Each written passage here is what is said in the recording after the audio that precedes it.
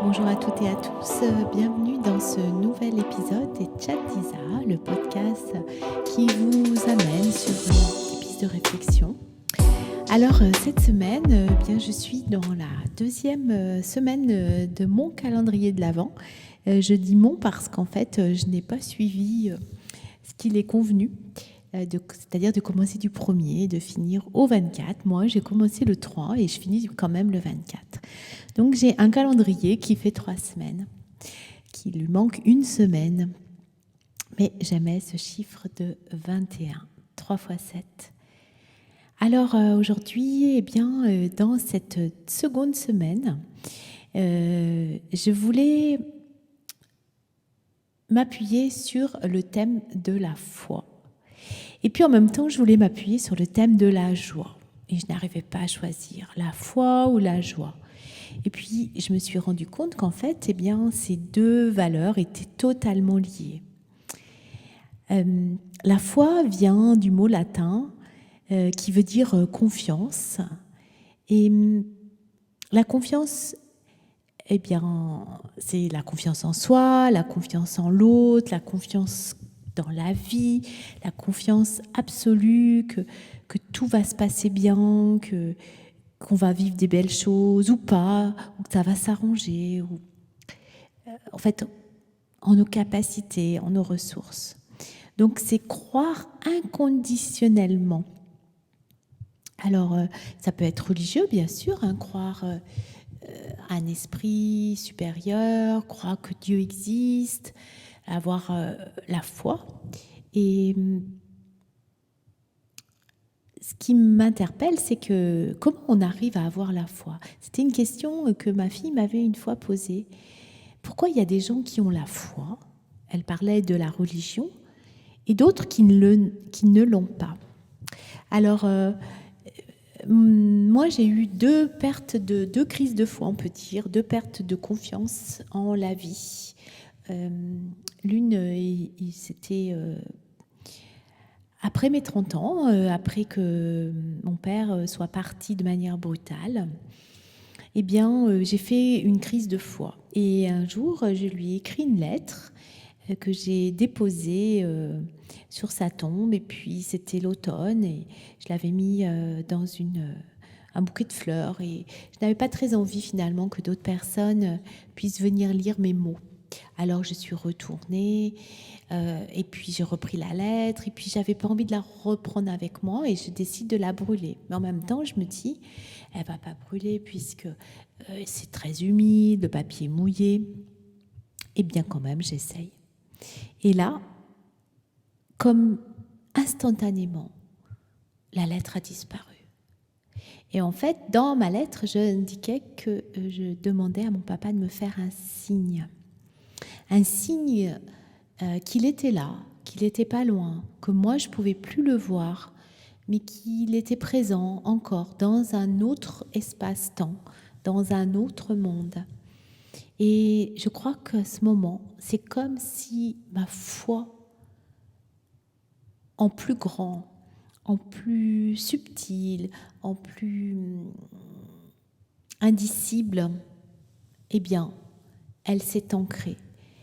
Et puis, j'ai jamais manqué de foi, plus jamais, parce que j'ai eu plein d'autres éléments qui m'ont montré que je pouvais m'appuyer sur cette foi. Et dernièrement, alors que je revenais de plusieurs semaines de soins, j'avais beaucoup travaillé, entre guillemets, avec les 4 éléments, j'ai eu une grande conversation intime avec mon âme. Et là aussi, je me suis refait une grande crise de foi, où finalement, elle et moi, nous étions en conversation pour savoir si ce que nous vivons est véritablement justement vrai, ou si ce qui est vrai, c'est de l'autre côté. Enfin, j'étais complètement confuse après avoir entendu un reportage sur un livre qui s'appelle Le cours en miracle. Et c'était très intéressant cette semaine. Et j'ai retrouvé ma foi en ma vie d'humaine, en ma vie terrestre. Je me suis dit oui, je veux vraiment vivre tous ces instants, quels qu'ils soient, agréables, pas agréables. C'est comme si on me demandait de m'engager totalement et d'avoir la foi que ce que je vis, c'est juste pour moi, que ce qui va arriver, c'est juste pour moi, que ce que les autres vivent autour de moi, eh bien, de la même chose. C'est juste. Et justement, le lien avec la joie, c'est qu'en fait, cette confiance absolue m'apporte énormément de joie, sans objet. Du coup, c'est un bonheur qui n'a pas de quand j'aurai, quand je serai. Il n'y a pas, en fait, un objectif qui est tourné vers le futur. Il y a la joie au quotidien. Je ne dis pas qu'elle est 24 heures H24, voilà, 24 heures sur 24, mais quand même, elle s'installe de plus en plus, comme un émerveillement sur tout ce que j'ai déjà accompli, sur tout ce que j'ai à ma disposition, sur tout ce que je regarde dans la nature, qui somme toute est juste incroyable. Les couleurs, l'organisation du vivant. Et puis, ça m'apporte une joie vraiment immense. Et donc aujourd'hui, vraiment dans ce moment de l'Avent où on le voit, on descend encore vers cet hiver, vers cette nuit plus grande, eh bien on rentre encore plus à l'intérieur de nous. Et quand on a ancré cette foi en nous et cette joie, c'est complètement un autre regard. Alors j'ai envie de vous questionner. Où en êtes-vous avec votre foi, quelle que soit votre religion, quelles que soient vos croyances religieuses? Où en êtes-vous avec votre spiritualité? Où en êtes-vous avec votre joie et votre joie d'être ici, être humain, incarné sur Terre? Finalement, où en êtes-vous avec la vie qui est en vous? Est-ce que vous la savourez pleinement? Est-ce que vous l'expérimentez totalement? Est-ce que vous allez voir dans tous les recoins de votre être et dire « Ah oui, il y a ça. Ah oui !» Et être comme l'enfant, émerveillé, les yeux grands ouverts. Et justement de retrouver eh bien, le fond de votre être, votre véritable nature. Et ça doit me mettre en joie. Parce qu'en fait, c'est tellement magique d'être en vie. Et je crois qu'on l'oublie à chaque instant.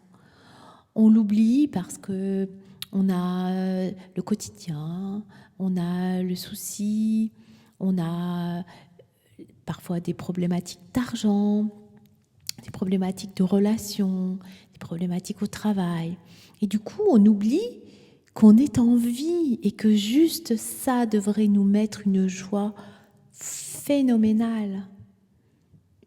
Alors, ce voyage de cette semaine de la foi et de la joie va nous amener vers un troisième, on va dire un troisième thème que je vous découvrirai la semaine prochaine, qui nous permet de monter encore en termes de vibration et de qualité de vie. Parce que quand on a la foi, on a la joie, on va encore plus loin, naturellement. Alors je vous remercie. Venez me rejoindre. N'hésitez pas, venez échanger avec moi. Ce serait un grand plaisir de pouvoir discuter. Et puis si on n'est pas d'accord, peu importe, parce que justement, c'est intéressant de voir les points de vue de chacun. C'est intéressant d'avoir des idées différentes. Sinon, eh bien, si on est tout le temps d'accord, c'est finalement pas très intéressant, pas très drôle. Voilà, je vous embrasse et je vous souhaite une très belle semaine.